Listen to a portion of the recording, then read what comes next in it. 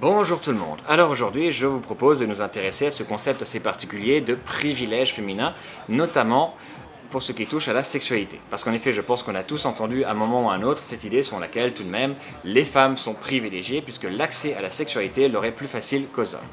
Étudions donc cette question. Alors pour commencer, on va pouvoir observer de façon remarquable que dès lors qu'on parle d'accès à la sexualité, on pense en fait le plus souvent à l'accès aux relations sexuelles. Toujours cette vision des choses sur laquelle la sexualité, la vraie, c'est forcément avec une des partenaires. Or, il faut déjà rappeler que la sexualité, c'est aussi et d'abord une relation à soi, une connaissance de soi, un rapport à son propre corps et donc des pratiques solitaires. Les relations sexuelles avec partenaires ne sont qu'une partie du panel de possibilités qu'offre la sexualité. Par ailleurs, lorsqu'on parle de sexualité, ça englobe également tout un ensemble de phénomènes de société qu'il faut absolument tenir en considération. Donc déjà, avant même de parler de relations sexuelles entre partenaires consentants, il faut déjà étudier ces aspects-là, afin notamment de comparer ce qui se passe pour les hommes et pour les femmes. Alors, déjà, on va pouvoir observer que côté masculin, on n'a aucun problème aujourd'hui dans notre société, culturellement, avec le fait que les hommes pratiquent la masturbation. Même si ce n'est pas toujours vu sous un jour très valorisant, ne serait-ce parce qu'on considère qu'un homme qui se masturbe n'a pas fait de conquête, c'est en tout cas parfaitement admis, acquis, toléré. C'est d'ailleurs même lorsqu'un garçon, un jeune homme va expliquer ne pas se masturber qu'on va se poser des questions, qu'on va s'inquiéter pour lui. Par ailleurs, on observe qu'il existe une production pornographique, donc à fonction masturbatoire, qui est remarquable, sinon de par sa qualité, de par sa quantité, de par son abondance. Vous connaissez déjà peut-être la règle 34 d'Internet qui stipule que si ça existe, on a fait du porno à ce sujet. Et donc, cette production pornographique s'adresse essentiellement à un public masculin, ce qui y a d'ailleurs de très sérieuses conséquences.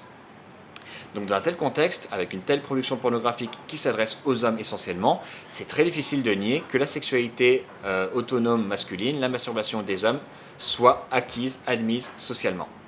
Alors ça peut paraître évident, mais pourtant ça ne l'est pas pour tout le monde. Justement, si on se dit que ça va de soi, c'est qu'on ne se rend pas forcément compte combien on est avantagé en tant qu'homme. Puisque côté féminin, ça ne se passe pas du tout pareil.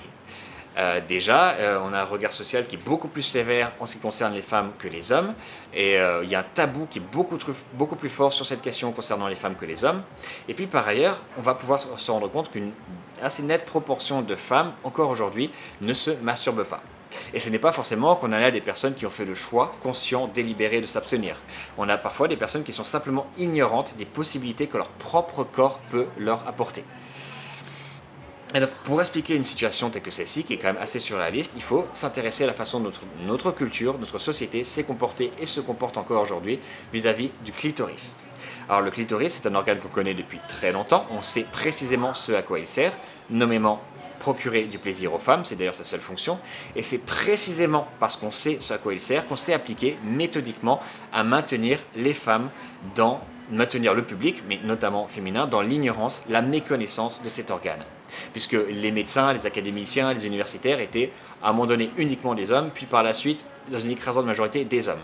Et donc ce sont eux, ces hommes en situation de pouvoir, qui ont veillé à maintenir le public dans une telle ignorance. Donc une attitude particulièrement odieuse, donc, qui vise à entraver les femmes dans un accès à une part d'elles-mêmes, pour les maintenir notamment une forme de dépendance aux hommes. Et c'est encore aujourd'hui la vision qu'on a essentiellement des choses, à savoir la sexualité passe nécessairement par la pénétration de madame, notamment par le sacro-saint phallus masculin, qui est donc indispensable. Donc quelque part, les femmes seraient des serrures dont seuls les hommes détiennent la clé. Et à la rigueur, on peut considérer qu'on peut faire 2-3 trucs à côté, qui sont bien sûr de l'ordre du préliminaire. Et donc ce n'est que très récemment qu'on a redécouvert le clitoris, notamment sous l'impulsion de mouvements féministes. Et donc cette attitude qui consiste à entraver les femmes, à les priver d'une part d'elles-mêmes, a beaucoup de choses en commun avec une autre pratique qui consiste à simplement mutiler les jeunes filles. Et c'est ce qui a amené des féministes à très justement appeler ce phénomène l'excision culturelle. Alors j'ai envie de rajouter un élément ici qui me semble vraiment important, c'est que même si c'est difficile à comprendre dans notre société qui oppose l'élévation morale et spirituelle aux basses choses physiques et sexuelles, priver une personne de cette ressource, priver une personne de cette énergie sexuelle, c'est la priver de beaucoup plus que du simple plaisir. Parce qu'au-delà de la qualité, de l'intensité, de la durée des orgasmes, qui sont certes très importants, il y a là la possibilité d'avoir tout un bouleversement physiologique qui amène un bien-être moral, physique, émotionnel, qui peut permettre d'accéder à un état de conscience supérieur. Donc de vraiment être le point de départ de toute une élévation. Donc en substance, priver une personne de cette ressource, c'est lui arracher les ailes. Voilà comment les choses se présentent côté féminin. Ensuite, donc, alors que les hommes bénéficient d'un libre accès à leur propre corps, ils vont carrément être en mesure de revendiquer un libre accès à celui des femmes. C'est le discours sur la misère sexuelle et surtout celui sur les pulsions masculines, qui permet un chantage assez abject de type « si les pulsions masculines ne sont pas satisfaites, attention, ça va mal se passer ». Déjà, c'est ce qui permet de tenter de justifier la prostitution en expliquant que ce serait un mal nécessaire. Donc, puisque si les hommes ne peuvent pas soulager leurs pulsions en utilisant toutes ces personnes dans la prostitution, donc dont l'écrasante majorité sont les femmes, alors que l'écrasante majorité des prostitueurs sont les hommes, et bien donc la violence, l'agressivité de ces hommes risque de rejaillir sur l'ensemble de la société, et pas seulement sur les membres les plus vulnérables. Donc ça revient à dire, si on ne peut pas utiliser des esclaves sexuels issus du trafic épouvantable pour soulager nos pulsions, attention, ça va barler, ça va être encore pire, on va être encore plus violent qu'on est déjà aujourd'hui. Donc un chantage particulièrement abject. Par ailleurs, donc, précisons déjà que, donc, évidemment, l'écrasante majorité donc, des prostitueurs sont des hommes, alors que l'écrasante majorité des personnes prostituées, des personnes dans la prostitution, sont des femmes. Et puis, on n'a certainement pas d'équivalent donc côté féminin avec un nombre comparable de gigolos qui serait là pour soulager les pulsions féminines et éviter que les femmes ne soient violentes vis-à-vis de tout le monde. Donc déjà, ça c'est très important de se le rappeler. Ensuite, cette notion de pulsion masculine va permettre d'élaborer la notion de devoir conjugal. Donc déjà sous sa forme légale, officielle. Donc cette chose-là a disparu officiellement de chez nous que très récemment, mais ça existe encore dans tout un tas d'autres pays. Donc finalement, ça crée une situation où le viol conjugal n'existe même pas, puisque l'épouse est la propriété officielle de son homme qui peut donc s'en servir et la prendre comme il veut, comme il l'entend, puisqu'elle est là pour ça. Donc c'est déjà quelque chose, il me semble. Et donc du coup, même si ça a officiellement disparu chez nous, on peut quand même s'intéresser au verdict que rendent les tribunaux en matière de divorce parce que ça soulève de très sérieuses questions. En tout état de cause, il subsiste toujours cette notion de devoir conjugal culturel, donc de corvée sexuelle, puisque les hommes ayant des pulsions qu'il est nécessaire de satisfaire, si on veut qu'une relation fonctionne, il faut absolument veiller à les satisfaire. Et donc, lorsqu'on voit par exemple que des magazines féminins expliquent que la pipe est un bon ciment pour le couple, que si on veut rester avec son homme, il faut veiller à le satisfaire, à faire des efforts, comme dans se forcer un petit peu, ça soulève là encore de très sérieuses questions quant au consentement au sein du couple. Alors ça ne veut pas dire que tous les hommes sont des salauds qui veulent pratiquer un chantage sur leur partenaire, ça signifie qu'il faut vraiment, honnêtement, se poser la question de savoir qu'est-ce qui motive une femme à accepter, voire initier une relation sexuelle. Est-ce que c'est son désir propre ou est-ce que c'est la nécessité de satisfaire les pulsions de l'homme pour conserver la relation? C'est absolument essentiel. Et puis, on ne peut pas ne pas parler ici de la très large impunité dont les hommes vont pouvoir bénéficier dès lors qu'ils commettent des actes de violence sexuelle. Et on pourra bien sûr dire qu'il s'agit de violence et pas de sexualité, mais les deux sont profondément connectés. C'est une violence sexualisée. D'ailleurs, dès qu'on parle de ces violences sexuelles, on évoque toujours le désir sexuel, donc sous forme de pulsions agressives et violentes, pour tenter de le naturaliser et au passage en profiter pour inverser complètement la charge de la responsabilité des agressions sexuelles, puisque c'est aux femmes de faire attention à ne pas provoquer les pulsions des hommes. Voilà jusqu'où on va avec ce mode de pensée. Voilà comment on prend en considération donc les besoins sexuels de ces pauvres hommes malheureux.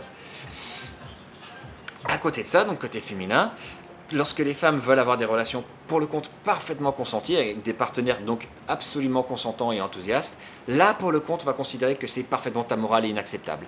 Et là effectivement on va injurier, insulter, harceler, menacer les femmes en question, en leur faisant subir l'ultra-violence du slut-shaming. Parce qu'on a beaucoup de difficultés à accepter que les femmes jouissent de leur liberté sexuelle en dehors du cadre du couple. Et donc, voilà donc pour ce petit comparatif entre les hommes et les femmes. Donc ce slut-shaming, on va beaucoup en reparler par la suite. Mais donc voilà, si on reprend, les hommes bénéficient d'un libre accès à leur propre corps, avec certes une nuance, parce qu'on peut ouvrir en effet une parenthèse ici, on pourra considérer que oui, on va d'une certaine mesure entraver un peu les hommes, notamment pour ce qui touche aux pratiques anales. Culturellement, c'est encore très mal vu. Sauf que ce qu'on voit ici à l'œuvre, c'est pas la domination féminine, ce ne sont pas les femmes qui viennent entraver les hommes. Au contraire, il s'agit de ce que le virilisme fait subir aux hommes. Le virilisme qui, avec une homophobie à peine dissimulée, a beaucoup de difficultés avec tout ce qui peut se passer par la porte de derrière. Le virilisme qui considère d'ailleurs que pénétrer, c'est dominer, et que donc un homme ne doit pas dominer. Être dominé, je veux dire. Parce que du coup, une personne qui se pénètre elle-même s'autodomine. Enfin, cherchez même plus. Mais donc, bien au contraire, on s'aperçoit que les féministes, en déconstruisant le virilisme, vont ouvrir autant de portes aux hommes en leur permettant d'accéder à des choses qui peuvent leur être extrêmement bénéfiques. Mais sinon, à part ça, bien sûr, ce sont les féministes qui sont les méchantes castratrices qui veulent empêcher les hommes de jouir, n'est-ce pas? Et donc, cette parenthèse refermée, les hommes bénéficient dans l'ensemble d'un très large accès à leur propre corps. Ils sont carrément en position de revendiquer des droits sur le corps des femmes qu'on va leur accorder sous la forme de prostitution, sous la forme de devoir conjugal et de devoir conjugal culturel, et sous la forme d'une très large impunité lorsqu'ils commettent des actes de violence sexuelle. A contrario, on va carrément entraver les femmes dans leurs relations les plus consenties qui soient, parce que pour le compte on considère que c'est amoral, mais on va jusqu'à les entraver dans l'accès à leur propre personne, leur propre corps, leur propre intimité, avec l'excision culturelle. Donc dans un tel contexte, venir parler du privilège féminin quant à l'accès à la sexualité, c'est être sincèrement, parfaitement à côté de la plaque et avoir au passage une attitude profondément indécente. Je le dis sans animosité, sans vouloir émettre de jugement, sans vouloir blesser les gens. Sincèrement, il est nécessaire de s'en rendre compte. Voilà déjà pour ce qui touche à la sexualité dans son ensemble. Maintenant, il nous faut bien sûr étudier ce qui se passe dans le cadre des relations sexuelles, donc c'est-à-dire entre partenaires parfaitement consentants, et c'est ce que je vous propose de faire dans une seconde vidéo. N'hésitez déjà pas à réagir, à commenter, à débattre, on est là pour ça. Je vous remercie pour votre écoute, et je vous dis à très bientôt, et d'ici là, faites bien attention à vous. Merci encore.